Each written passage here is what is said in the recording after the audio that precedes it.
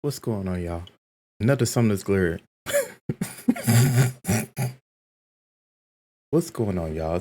Wait.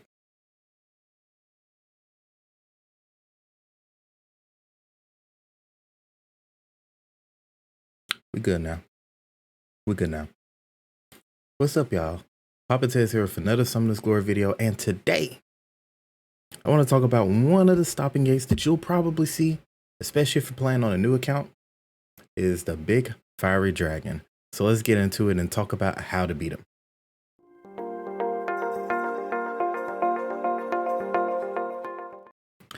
Okay, I'm here on the wall of Themis.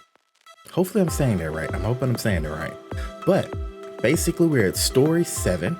We have the fiery KUSHAMI. Fiery KUSHAMI. Now if we go over here, goodness. That was unexpected. You know what? Whatever. That's the stand in there. We're leaving that there. Completely unexpected. But as you see, this big dragon is the fiery KUSHAMI. He's so big that he doesn't even fit on the screen whatsoever. But when I first went against him, it was a challenge. Why? Well, first off, he is level 100. So you definitely want to make sure that your character level is up there. As you can see directly under my logo, the 125 there. You want to make sure that your character level is up there. And you also want to make sure that you've gone in and grinded out some gear from the dungeons. Now, one cool thing that I notice, especially if you click on activity and you click on team instances.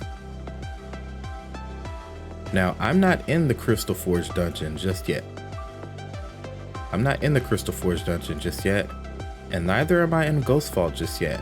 But as you can see, these dungeons are already unlocked. Why? Because they are level tied.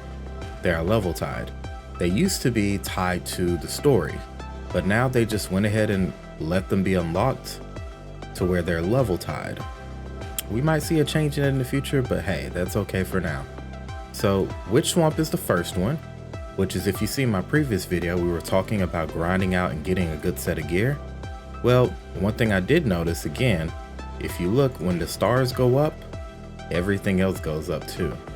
And so I went and took myself in the Crystal Forge and got a couple of pieces. I didn't really get as many pieces. And I also got a few pieces that just randomly dropped from doing the blessings. So that was kind of nice. So everything here is pretty much, as you can see, just a hodgepodge of gear. I don't have many things just cranked out whatsoever. I did crank out my gloves a little bit just because to get that extra attack and the magic attack and the accuracy. I did crank out the chest a little bit just for the HP. I've been trying to get another Cavalier set, especially the chest piece, just because of the big difference. If you take a look here, you see that difference there between the physical defense and the magic defense there. It's definitely a make sure I'm clicking on the right thing. Here we go. This is what I'm looking at. So you can see a huge difference between the HP between these two, and this is a rank 6 version here. Of course, the stats don't go too high up, but that chest piece is really, really important.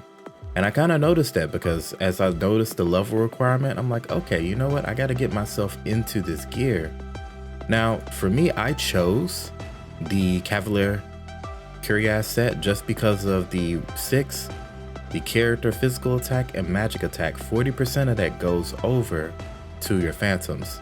Now there isn't a crazy amount of that, right? Because pretty much your helmet and your gloves, I think, are the only two that really carry those stats.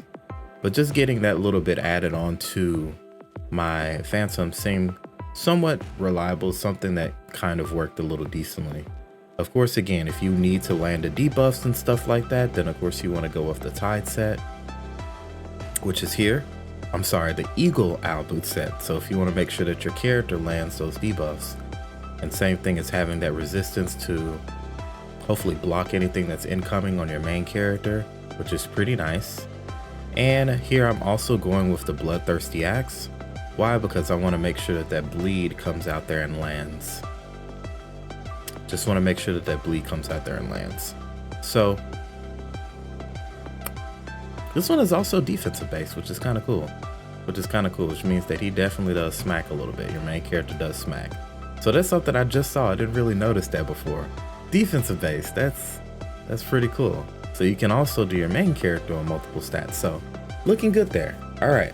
So if you want to take a look at my team composition that I'm running here, let's take a quick look at it. So we have Pharaoh, which is my damage dealer. So just the magic attack with the decrease on the A1 to decrease physical and magic defense. And this is his big hitter, which he also has a stun and decrease their attack bar by 30%. So this is really, really nice with the attack bar decrease there. And then the continuous healing, 15% of maximum HP each turn for 2 turns, and increases the physical defense and magic defense by 50% for 2 turns. All stunned enemies, he does damage to all stunned enemies, 307. Remove 1 random buff from each attack target. So he does a whole lot in this kit, which kind of makes him kind of crazy good. So if you get a chance to get Pharaoh, that's gonna be great. All right. And then the enemy revive there, which that portion, which is okay. But really he's mostly here for the damage. As you can see out his stats, he is almost max on crit rate. The reason why is because if you take a look at my runes, I did a little leveling on it, but I didn't go crazy with it. So I maxed this up a little bit, gave a little bit of accuracy there just because I want him to land a stun, and also a little bit here just to increase that magic attack so that he can hit pretty decently. And I haven't really done much else. Of course, this one is one that I will most likely keep, and it may go on to someone else just because of that physical defense stat there. But yeah, as you can see, I don't really have anything else really leveled up. A lot of these pieces you can get out of just farming Phantom Abode. That's where I got majority of these pieces from. Just going in and farming Phantom Abode. Of course, farming a dragon is also really, really good there. So there you go. You can take a look at those pieces. And here, you take a look at what I have here on her, Miss Sea Conqueror. I did level up the speed rune because for the most part, I want her going first. I think I have it set up to where she's going first still. And then I gave her a little bit of crit rate there, but I didn't really touch too much of any of the other things. But I wanted her to have some survivability and speed. So I went with the speed piece, I went with the HP piece, 15%, and also this other HP piece, which is the self-healing. So it gives her 4% just healing on herself, just to give her a little bit more survivability. And then Darktaria, as you can take a look at her runes, they're not even maxed out whatsoever, but she hits like a truck.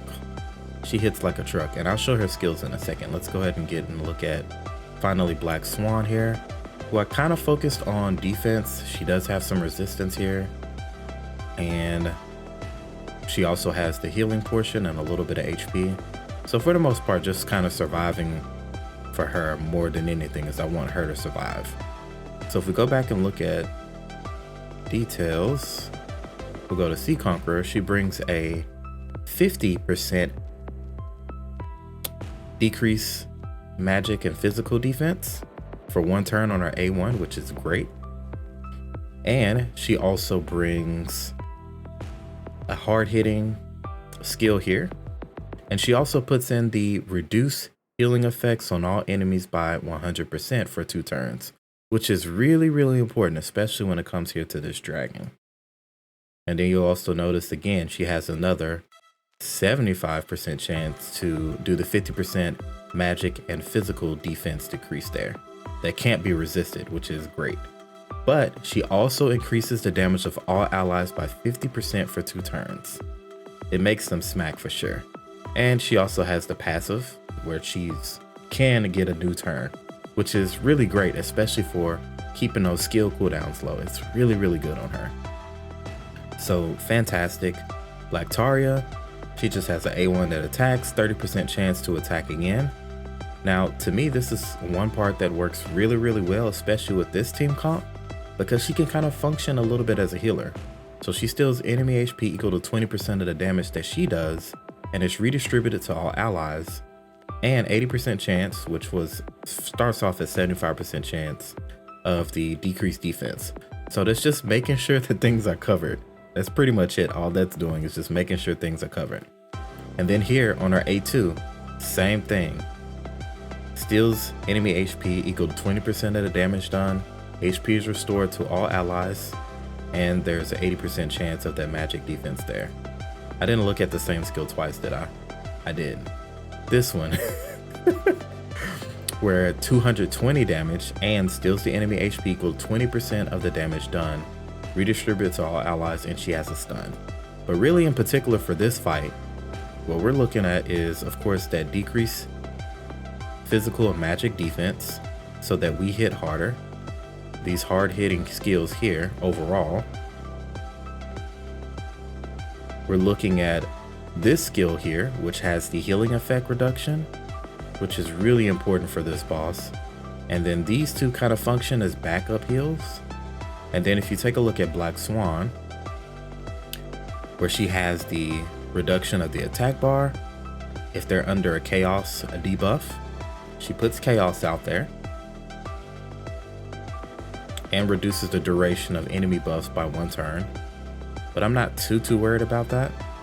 But then this part here increases user damage by 32% for 2 turns, which is herself, and additionally restores HP of all allies by 40% and places perfect invisibility on the rest of the team for 2 turns, which kind of makes her a target, which is decent, especially if you have her health cranked up. You're going to be looking okay. And then of course the revive there, and then 15% health restoration there. That revive can go all the way down to what, a 3-turn cooldown, and then grant them a turn. So you could run some fun stuff with this revive. There's a couple of things that I want to test later on down the line with probably some phantoms that you may not think of, just to see, okay, how will that go? How will that go? Might be surprisingly really good. So either way, that kind of gives you an overview. Let's go and get into actually beating this bad baby. Now you also notice kind of the level of everybody. If you notice, my main character is 125 and all of my phantoms are 95 to 100. What all that really does is just make sure that I stay alive. You saw Taria there with that heal, just bringing everybody back to max HP really quickly. Looks like that we're getting stunned a little bit here, but we're able to recover. We also have a heal reduction there, so of course we're going to take a little bit of damage here for 2 turns. But as you see, it looks like that we have enough damage here to go ahead and go in. So it looks like overall it's pretty simplistic here. All right, we're looking close. We're looking a little frail here. We're looking a little scary there, but we got it. I think we got it. There we go. And so one of the recommendations that I will have that you bring on your team is bring somebody that can cleanse your team, or somebody that lowers the debuffs. So there you go. As you see, dragon is down. Of course the dragon is there again for, reasons and stuff like that. And just in case somebody else has to go against it, right? Just in case somebody else has to go against it. So definitely some recommendations is bringing somebody that's gonna hit hard. So you'll probably have somebody who has at least a roll or two, a couple of rolls in the crit rate.